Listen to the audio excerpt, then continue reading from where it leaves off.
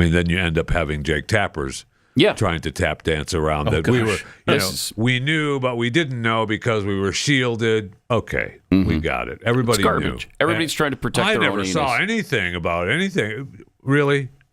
Stop it. So yesterday, Jake Tapper, to his credit, went on Megyn Kelly. Oh, no. And that took some guts. Yeah. And he got his feet held to the fire with her. Yeah, this isn't even the entirety of what she did to him on her show yesterday. Good. But it's, 2 minutes and 40 seconds worth of beat down, surgical removal of his testicles? Yeah, that's good stuff.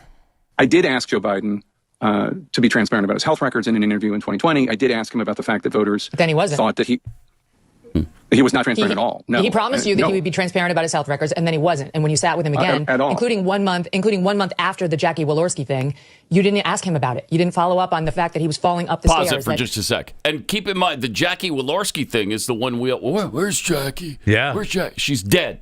That's where she is. She's been dead for a pretty long time at this point. It wasn't like it happened 5 minutes ago. No. She's been dead. You should know that, and you're looking for her in the audience. It was like a month or so, right? I mean, it was a while. Yeah, it was a while. Yeah. And I didn't even learn this until Megyn Kelly's interview there, where she referenced they did a remembrance video, like a 5 minute or something, right before he went on stage. Before he went on? Right before he went on stage. I don't think I knew that part. Well, he was busy being sharp as a tack in private. He didn't know that was airing. He didn't air that. Got it. Plus, when he came back out, then it was public, and so then he's done. Turn the switch. All right, let's start from the beginning again, because this is going to be fun. You're going to enjoy this evisceration of Jake Tapper. I did ask Joe Biden to be transparent about his health records in an interview in 2020. I did ask him about the fact that voters then he wasn't. thought that he was not transparent at all. No, he promised you that he would be transparent about his health records, and then he wasn't. And when you sat with him again, at all. including 1 month after the Jackie Walorski thing, you didn't ask him about it. You didn't follow up on the fact that he was falling up the stairs, that he was losing his train of thought regularly, that he was slurring, that he was incomprehensible, that he was getting lost on the White House lawn. You sat right across from him and you asked none of that, notwithstanding the fact that he had promised you he would be fully transparent about his health issues. You know as well as I do that there's a way of, you can say, hey, there's this poll on your age, or you could say, you just forgot that Jackie Walorski was dead. You asked where she was moments after watching a videotape tribute to her. You lowered the flags at the White House after she died. This happened 13 days before you sat with him. There is a way of pressing a man like that on the actual infirmities to bring it home to him and to the audience, and you didn't do it. It wasn't just that. I mean, you sat with him a couple of times in the course of his presidency, and these issues were not pressed. So great. Well, there was at least that time, and then there was the time at the beginning. And but separate and apart from that, you covered the Biden's presidency. No. Let me just finish my point. You covered the Biden presidency. Okay, right. And it was 13 days after the Jackie Walorski thing. But you covered the Biden presidency aggressively throughout the 4 years, and you didn't cover mental acuity hardly at all. I mean, time and time again, when issues came up, you seemed to be running cover for the president. You didn't seem interested. Do you want to apologize to Lara Trump now? I've already apologized to her. I called her months ago.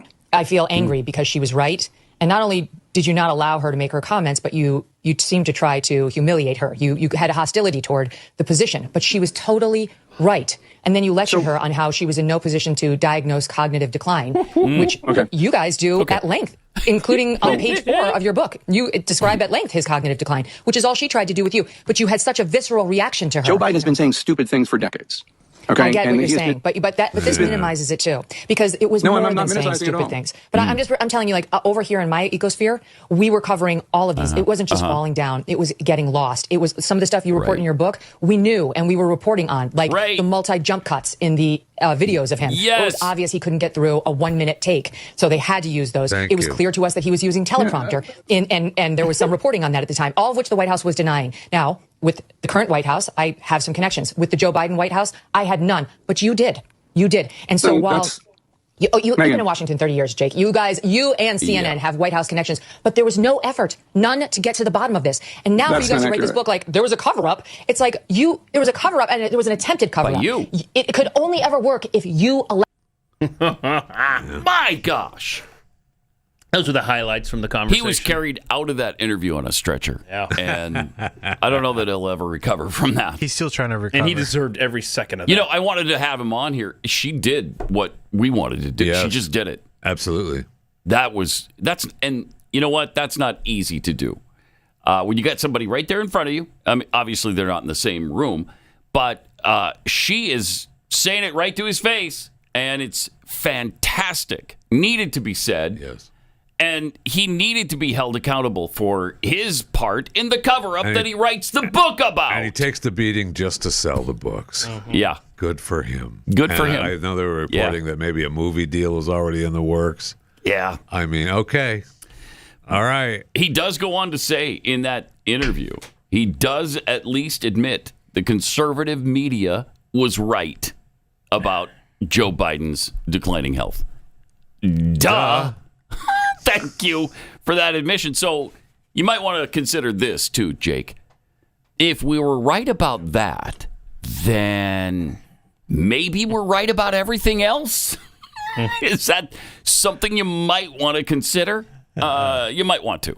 You might want to. Well, he's not going to consider that as long He's as not going to. cashing that check from CNN. Right. And plus, he's got to recover from that bleed out that's currently going on. No kidding. I hope he was sutured up after this. What's this clip, Chris? So from Jake Tapper did another interview where he said that Hunter Biden was almost like the chief of staff during the Biden administration. Clip 32. Oh, no. How big a factor was the Hunter stuff? Oh, yeah, with I think it was Katie Couric. considerable. I think Hunter was driving the decision making for the family in a way that people. He was almost like the chief of staff of the family. Does that strike you as pretty bizarre? It's bizarre because I think he is provably, demonstrably unethical, sleazy, and prone to horrible decisions. Pause Tell it. me how you really- There's another thing the conservative media was right Yes. about. There's another thing we talked about extensively. There's another thing you ignored the whole time, or denied, or helped cover up. Yeah. For you guys, everything contained in the Hunter Biden laptop was Russian disinformation. Yes. Exactly.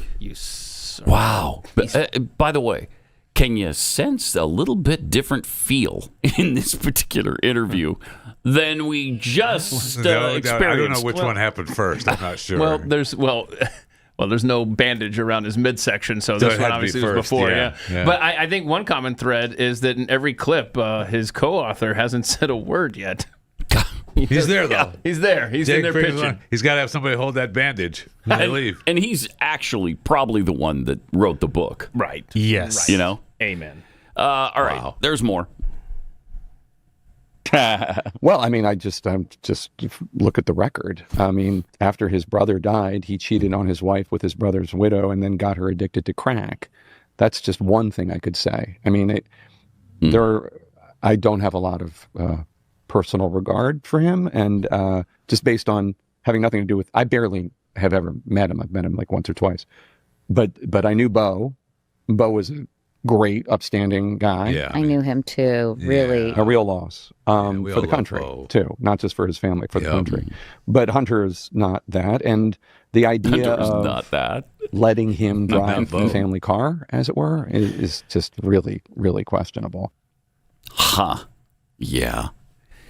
Nah. Smartest guy Joe Biden knew, though. That's right. Oh, right. That's what I hear. Right.